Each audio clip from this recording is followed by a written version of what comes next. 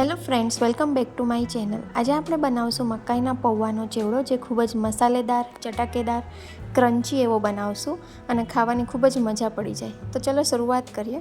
સૌપ્રથમ મેં અહીં 50 ગ્રામ સિંગદાણા, 50 ગ્રામ દાળિયાની દાળ, 2 લીલા મરચાં સમારીને લીધેલા છે, 10થી 12 લીમડાના પાન અને 10થી 12 કાજુ બદામને વચ્ચેથી 2 પાર્ટ કરી લીધા છે.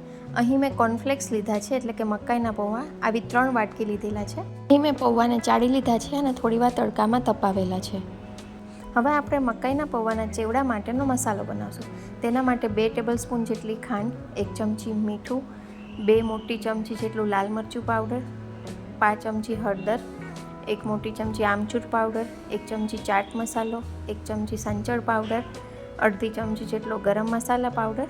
આ બધું મિક્સ કરશું અને આમાં તમને કઈ રીતે વધારે તીખું જોતું હોય છે, કઈ રીતે ખાટું ગળ્યું જોતું હોય છે, એ પ્રમાણે તમે ખાંડ, આમચૂર પાવડર અને લાલ મરચું એડ કરી શકો છો. હવે આપણે 1 બાય 1 બધું ફ્રાય કરી લેવાનું છે. સૌપ્રથમ મેં સિંગદાણા ફ્રાય કર્યા છે, પછી આપણે દાળિયાની દાળને થોડી તળી લેવાની છે. તેને આપણે એક મિક્સિંગ બાઉલમાં બધું મિક્સ કરતા જઈશું.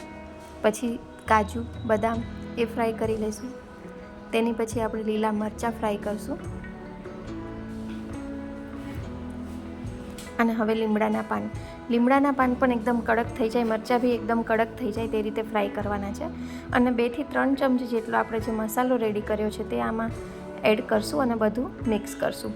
આના બાદ જ હવે આપણે કોર્નફ્લેક્સ ફ્રાય કરશું. આવી રીતે મકાઈના પૌવાને ફાસ્ટ ગેસ પર જ ફ્રાય કરવાના છે. જો થોડા ધીમા કે મીડિયમ ગેસ પર હશે તો તે થોડા ચવડ થઈ જશે.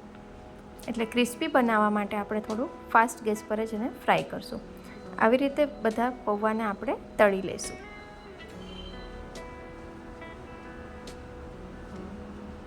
હવે બધા પૌવા ફ્રાય થઈ ગયા છે. તેને આપણે જે સિંગદાણાનું મિક્સર રેડી કર્યું હતું તેની અંદર બધા પૌવા એડ કરશું અને આવી રીતે થોડો થોડો કરીને બધો મસાલો આપણે એડ કરશું અને મિક્સ કરતા જશું.